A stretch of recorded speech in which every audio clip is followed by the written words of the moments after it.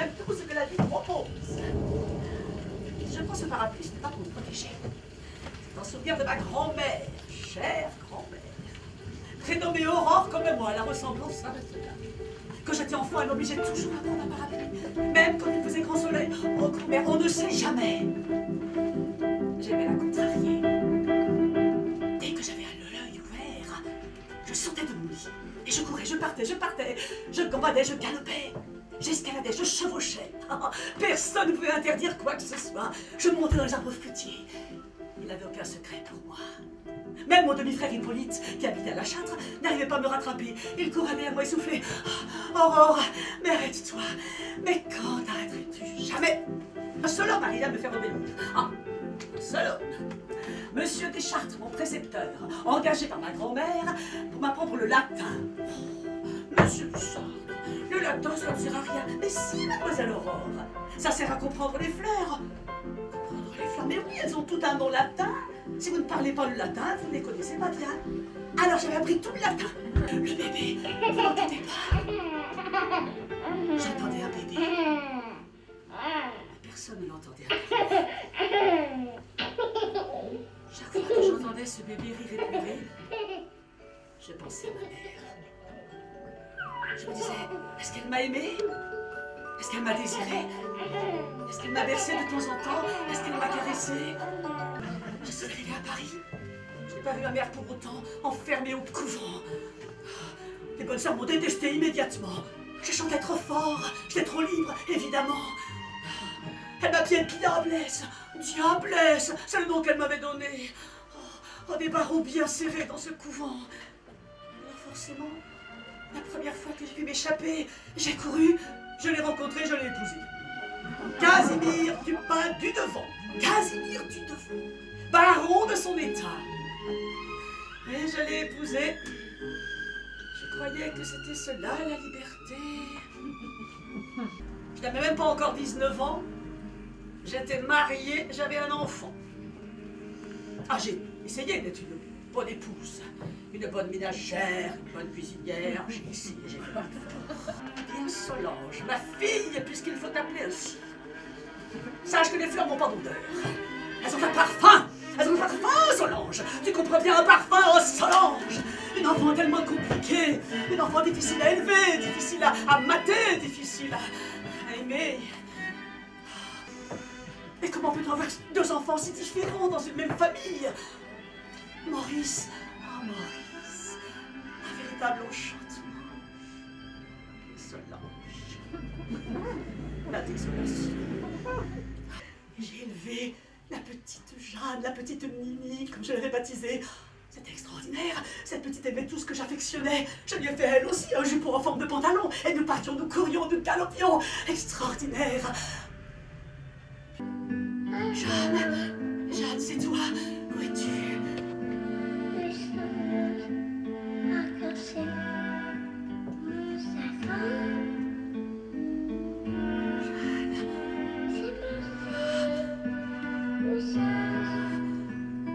J'entends.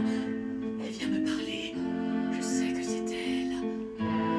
Je reconnais sa voix d'enfant. Si frêle, si belle. Dans chacun de mes romans, à partir de la mort de Jeanne, je n'ai plus parlé des enfants de la même manière. Chaque fois que l'on voit un enfant sauter, courir, dans mes romans, c'est à Jeanne qu'il faut penser. Ici non plus, d'ailleurs, on ne me comprend pas dans le Berry. Mais les paysans, eux, ont des excuses. Les pauvres paysans. J'imagine leur désarroi. Ils m'ont quitté un jour, je m'appelais Aurore Dupin du Devant. Je suis revenue, j'étais George Sand. Laisse-moi pour toujours oublier ma jeunesse et quand je pense à toi, croire que j'ai rêvé. Mais c'est une phrase de mon Alfred. Oh, ce cher Alfred. Pour moi, il a écrit Lorenzaccio. Pour moi, uniquement pour moi, Lorenzaccio. Oh, ne pars pas, je me meurs, je te tue. Enfin, c'est l'histoire. Oh, voilà un que j'ai aimé. Bien plus que l'autre. Mais c'était un enfant. Je le câlinais. Je l'aimais maternellement. Il était si jeune, si souffreteux. Sa Polonne natale lui manquait, je la remplace. J'écris La Mare au diable. En 4 jours et 4 nuits. Un véritable exploit. Je voulais lui raconter ma vie, mais sans trop l'envahir. Alors j'ai imaginé cette histoire. Une enfant élevée par sa grand-mère à la campagne. C'était moi. J'ai ma grand-mère à Nohant. J'ai reçu les plus grands. À Paris, on se bousculait pour venir jusqu'à Nohant. Liszt, et Chopin, et Tourguenieff, et Dumas. Ils sont tous là. Et même Eugène Delacroix. Nous parlions politique. Ah, j'adorais ça, parler politique. Ah, mes amis parisiens étaient choqués. Mais enfin, la politique, tu n'y connais rien. Comment ça, je n'y connais rien? Je vais créer un journal, La Cause du Peuple. Oh, quel bon moment nous avons passé à Nohant. Il n'y avait que de la bonté, de la littérature. Nous parlions des nuits entières et nous trinquions à l'amitié. Ah, nous étions si fiers de nous être rassemblés. Et voilà. Ce sont mes deux petites filles. Et voilà. Aurore et Gabrielle. Personne n'a pu me cadenasser, m'emprisonner. Alors je danse. À plus de 70 ans, je danse. J'aimerais que chaque femme en fasse autant. Dansez, dansez, dansez. Vivez vos vies. On croit me connaître parce qu'on a lu mes romans d'amour. Mais on n'apprend pas à aimer en lisant un roman. On apprend à aimer en aimant. Mais il est un homme qui a toute ma tendresse depuis déjà 15 ans. Et personne n'en parle vraiment. Il sera oublié. Pourtant c'est lui, le seul qui a compris qui j'étais en vérité, parce que c'est le seul qui m'ait offert ma liberté. Manceau, Manceau, ton esprit était si beau, tellement discret. Alors aujourd'hui, c'est avec Manceau et Manceau seulement que j'ai envie de danser. Ni avec Lucien, ni avec Chopin, ni avec les autres. Avec Manceau, j'ai adoré Palaiso. Nous marchions main dans la main, en silence. Ah, le silence enfin. Pas de poème à critiquer, pas de mélodie à écouter. Non, ils m'ont aimé. Je sais pas, mais ils m'ont dévoré. Il faudrait quand même l'accepter. Ils m'ont dévoré. Le seul roman dont je sois vraiment fier est un roman que personne n'a lu. Consuelo. Parfaitement Consuelo. Les premiers romans ont été jugés régionalistes, un peu bêtes, un peu simplistes. Non, je prenais mon élan, je me préparais à exister vraiment. La mare au diable, seulement 4 jours et 4 nuits. Consuelo, 2 ans à chercher, à fouiller. Un roman initiatique, un roman historique, un roman pédagogique. Et tout le monde est passé à côté. J'ai consulté à Paris 3 médecins. Ils m'ont observé, ils ont dit que je n'avais rien. Rien! Mais qu'est-ce que c'est alors cette douleur-là au creux du ventre? C'est étrange, de mourir par le ventre. Le ventre, par où tout commence. Étrange souffrance. Dans le plus grand secret. C'est instant, j'ai entendu le bébé. Le bébé que j'avais entendu pendant des années. Il était là.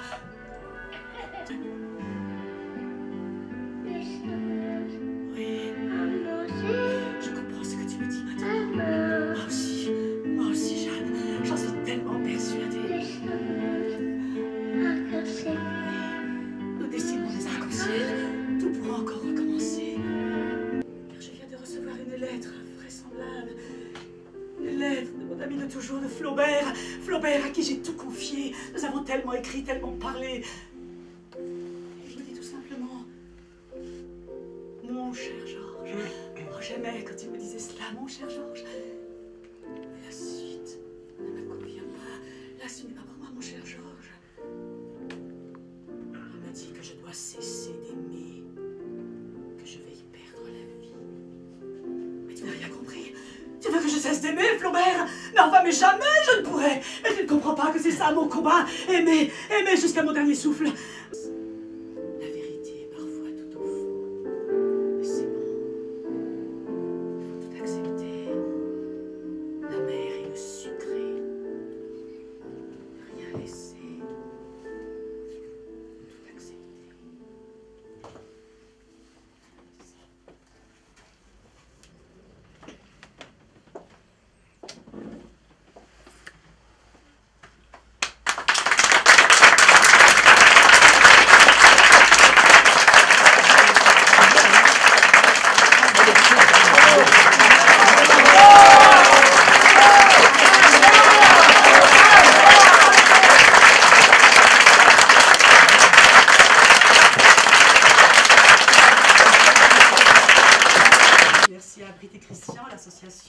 rencontre débat autrement, qui improvise comme ça dans des lieux improbables, des séances, vous l'ont dit tout à l'heure, de la philosophie, de la musique, de la réflexion scientifique, du théâtre, de la poésie. Ce spectacle, Georges Sand, j'y suis très attachée. Je l'ai créé au Festival d'Avignon il y a déjà de nombreuses années. Le ministère des Affaires étrangères m'a envoyé partout dans le monde pour représenter le romantisme, une certaine image de la femme. Voilà, avec ce spectacle. Donc je l'ai joué évidemment dans des lieux plus évidents, dans toute l'Europe, en Hongrie, en Pologne, en Roumanie, aux États-Unis, au Cambodge, au Vietnam, dans des lieux plus compliqués, aux Émirats arabes, dans des endroits où la parole de cette femme a été entendue. Enfin, il y avait beaucoup d'hommes et très peu de femmes aussi. Mais bon, il y en avait tout de même. Alors voilà, moi j'ai l'espérance toujours que les choses puissent passer. Si le texte vous a intéressé, on peut le trouver, ainsi qu'une vidéo souvenir, et puis d'autres ouvrages que j'ai commis sur des gens que j'aime, sur Arthur Rimbaud, sur Colette, sur Alexandra David-Nel, sur Joséphine Baker. Voilà, ce sont des textes que chaque fois j'écris, que je crée à Avignon, que je fréquente ce festival d'Avignon depuis 30 ans. Et voilà, et tout est là, ce sont chaque fois des coups de cœur, puisque je suis libre, selon le mot que Britt a dit tout à l'heure. Je ne veux pas d'attaché de presse, je ne veux pas de public relations, je ne veux pas d'impresario, je ne cherche pas de mécène. Voilà, je veux être libre. Donc quand on me voit sur scène, on sait que j'ai envie d'être là, que je suis heureuse d'y être. Je vous demande 5 minutes et je reviens bavarder avec vous si vous le voulez. Son rapport à la nature m'a semblé intéressant, donc c'est pourquoi j'ai décidé aussi de le faire dans une serre. Alors là, on a été un peu minimaliste. Quand on a plus de place, on le joue évidemment de la verdure. On vous a offert, je pense, la forêt des livres, le petit fascicule voilà, qui existe. Là, c'était par exemple en plein milieu de la forêt, devant 40 000 personnes. Alors là, évidemment, le décor naturel de la nature, hein, voilà, il était là. Voilà, donc ça m'a semblé intéressant de partir de cet herbier qu'elle veut transmettre, en sachant qu'elle le quitte, elle y revient, elle le quitte, elle revient, et finalement on n'est pas sûr qu'elle va pouvoir le transmettre. Et à la fin, il y a ce petit clin d'œil à Flaubert, comme si en fait, non seulement on s'est trompé sur sa littérature, puisqu'en fait on l'a enfermé vraiment dans des façons de la juger trop simplistes. Consuelo, ayez la curiosité de demander à des gens de qui est Consuelo, ils vont vous répondre tous sauf Georges Sand. Donc on ne la connaît pratiquement que par la mare au diable, alors qu'elle a écrit en 4 jours pour faire plaisir à Chopin. Donc vous voyez, on lui est vraiment passé à côté déjà de son vivant. Qu'est-ce que c'est maintenant, quoi. Donc Maurice n'avait jamais vu les amants de sa mère d'un bon œil. Je peux le comprendre. Hein. Donc bon, c'était pas... Mais bon, il laissait faire quand même. Il laissait faire, il ne faisait pas de commentaires. Et puis tout à coup, Manceau est arrivé. Et là, il a annoté le journal de sa mère avec des commentaires terribles sur Manceau. Pourquoi? Parce que Manceau est le seul quand même qui est arrivé à faire quitter Georges Sand, à faire quitter Nohant par Georges Sand et Paris. Le fait de l'avoir emmené à Palaiseau, c'était un signe pour Maurice. Il dit, celui-là, il va rester. Celui-là, il n'est pas comme les autres. Il n'était pas comme les autres. Et comme ils étaient tous les deux graveurs, sculpteurs, enfin c'était les mêmes outils dont on se servait, un petit maillet, un petit poisseau, des outils de transmission de maître à apprenti et à compagnon, il a fait quelque chose de formidable. Manceau savait qu'effectivement Maurice le détestait, mais parce qu'il aimait sa mère, voilà pourquoi. Donc il lui a légué la maison de Gargilès qu'il avait achetée à Georges Sand, il a précisé qu'il aimerait ça aille, quand même c'est incroyable à Maurice, et il lui a légué tous ces outils qui servait à faire la gravure. Et ça, c'est vraiment une transmission de maître à apprenti. Comme pour dire à Maurice, sois plus grand que ta colère, quoi. Donc cet homme de l'ombre, dont on ne sait pas grand-chose, effectivement, il ne faisait pas de la poésie, il ne jouait pas du piano, il n'était pas médiatique. On dirait de nos jours qu'il n'était pas médiatique. Mais quelle force, hein? Voilà, tout à fait. Mais elle l'a aimé énormément parce qu'il l'a laissé libre. Moi, je suis contente de découvrir Georges Sand parce qu'une auteure que je ne connaissais pas.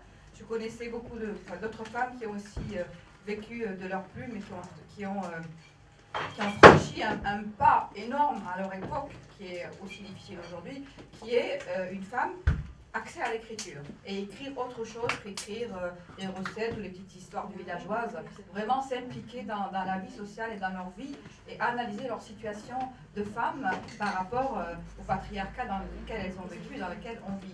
Savoir, Pierrette, si vous connaissez ces écrits politiques et si vous pouvez nous en parler. Merci.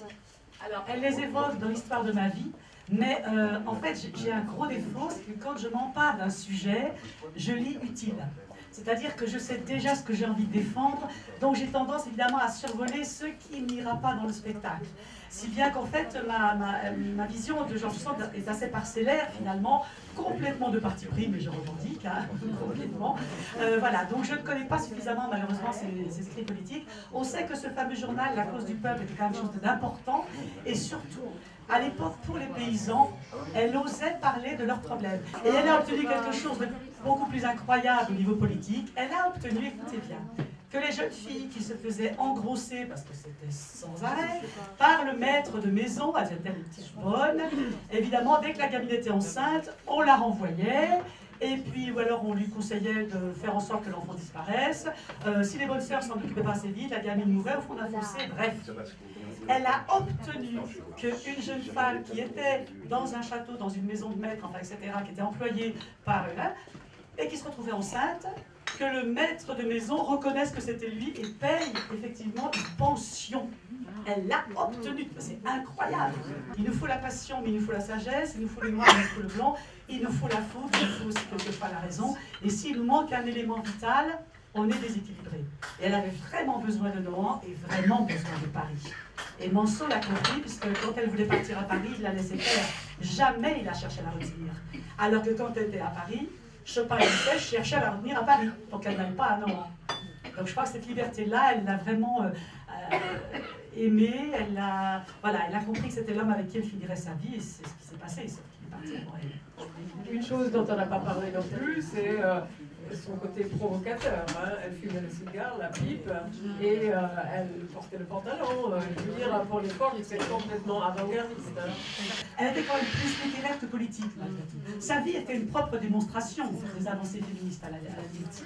C'est-à-dire que ce qu'elle osait, comme disait Britt, la façon de s'habiller, la façon de se comporter, le fait d'avoir quitté son mari, de vouloir se subvenir toute seule, de se subvenir à ses propres besoins, voilà, c'était déjà, tout ça était très très moderne quand même. En fait, ce n'est pas parce que c'est une femme qu'elle m'a particulièrement intéressée. C'est-à-dire que moi, c'est l'humain qui m'intéresse. Il est vrai que j'ai créé beaucoup de spectacles sur les femmes, mais j'ai aussi fait un spectacle sur Don Quichotte, j'ai fait un spectacle sur Léonard de Vinci. Voilà, sur l'affaire Dreyfus, où je joue Dreyfus. En fait, ce sont des combats de gens qui n'ont pas craint de mettre en place, d'aller contre leur position sociale, ou leur position financière, ou leur position maritale, etc., qui ont osé quelque chose qui leur semblait juste, précurseur, et qui pourrait en entraîner d'autres. Donc ça a plusieurs fonctions. C'est une fonction diplomatique, une fonction culturelle, une fonction humanitaire, quelquefois. Parce qu'aller jouer au fin fond chez les aborigènes, ou aller jouer chez les Maasai au Kenya, où il n'y a pas de théâtre, il n'y a même pas de projecteur, on a quand même un magnétocassette avec une pile, et je joue dans les tribus, je joue. Et là, tout d'un coup, il se passe des choses, quoi. Mais vous savez, le pays étranger, c'est pas forcément à 12 000 km, c'est quelquefois à Villiers-le-Bel. Hein. On a joué le spectacle l'autre jour sur Auschwitz à Villiers-le-Bel, parce que les profs d'histoire étaient affolés de ne pouvoir évoquer la Deuxième Guerre mondiale, qui est au programme pourtant, de la Troisième et de la Première, sereinement dans les classes. Et on l'a joué, il n'y a pas eu un murmure, il n'y a pas eu... Les gamins, quand vous leur présentez quelque chose, là, devant, parce que je joue une femme qui a sauvé sa peau en jouant de la musique, mais on voit toutes les autres qui finissent dans les fours, et après, vous posez des bonnes questions. Mais madame, quand vous étiez là-bas, alors je dis, attends, j'y étais pas. Vous savez, le théâtre, on le dit en crise depuis 2000 ans. Et finalement, quand la télévision est arrivée, le cinéma a eu très peur. Ils ont dit, oh bah, maintenant qu'il y a la télé, les gens vont déserter le cinéma. Quand le DVD est arrivé, la télé a eu très peur. Aïe, aïe, il y a le DVD là. Maintenant qu'il y a la Wi-Fi, je sais pas quoi, les achats de cassettes, DVD, les gens ont très peur. Mais le théâtre, on ne peut le remplacer par rien d'autre. Qu'est-ce que c'est que cette bizarrerie qui a fait que nous soyons fait le cadeau d'1h15 de nos existences, qui ne reviendra plus cette heure et quart, pour aller partager l'histoire de cette femme, mais qui était peut-être semblable à notre mère, notre grand-mère, notre fille ou nous-mêmes, ou à côté de qui on vit peut-être. Et ça ne reviendra plus. Tu vois, finalement, le spectacle, tu vois, ce matin, on est tous partis scolaire, on est tous allés sur un embarcadère. Puis il y avait un bateau, il y avait un gros paquebot. Ce paquebot, c'est le spectacle. On est tous montés à bord. Et puis tu as des copains qui t'ont dit, oh, moi j'ai le mal de mer. Si tu as entendu, j'aime pas le théâtre. Bon, tu me raconteras. Et puis on est parti. On est parti.